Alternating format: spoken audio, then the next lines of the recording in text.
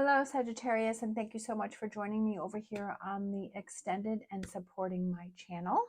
All right, so we're going to get right into it. So the future energies, we have the Knight of Cups, and then we have the mice that have come out.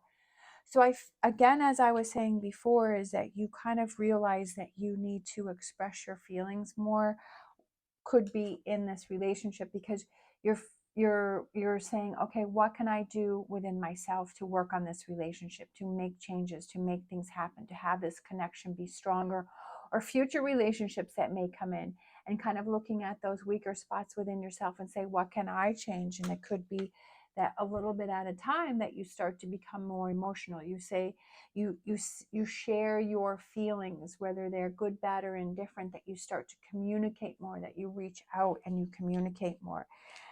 Future energy is taking actions for change.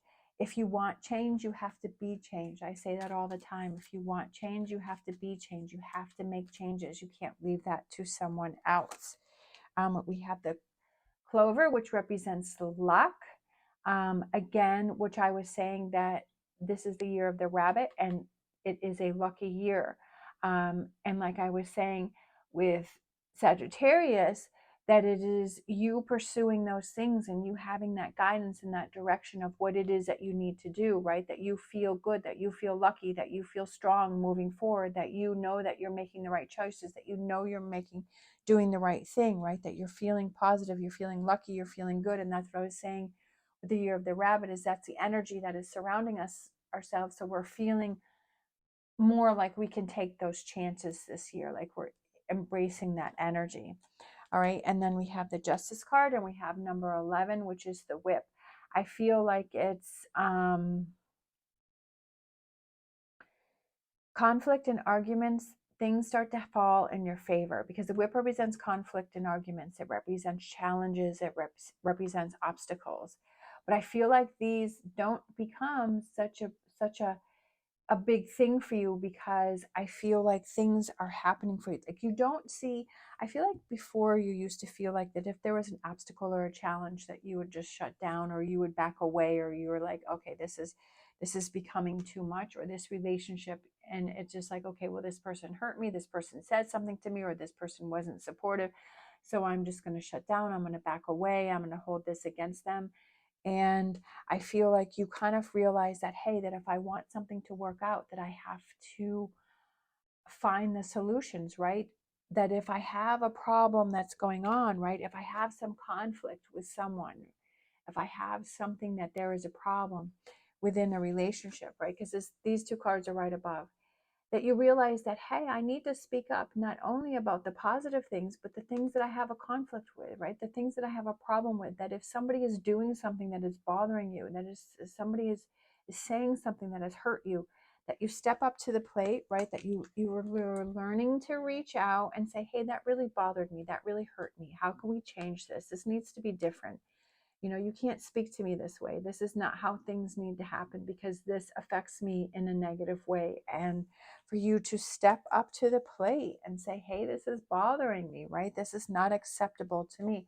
And you take those actions to step up to the plate and let that person know, right? Or to deal with that situation.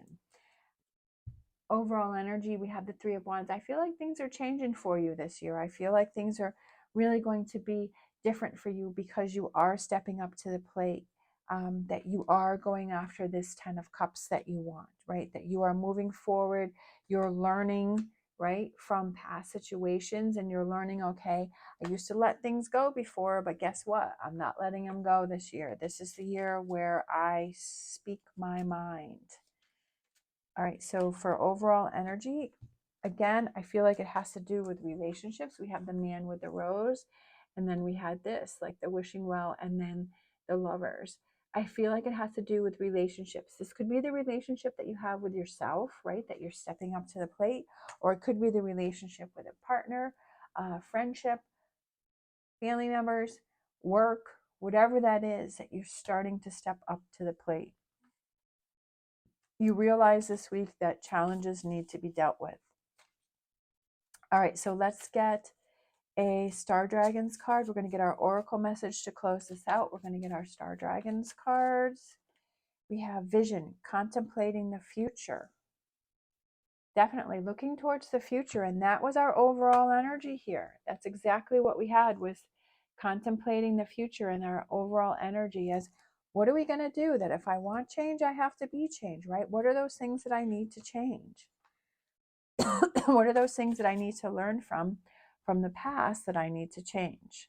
All right, so let's get an energy oracle.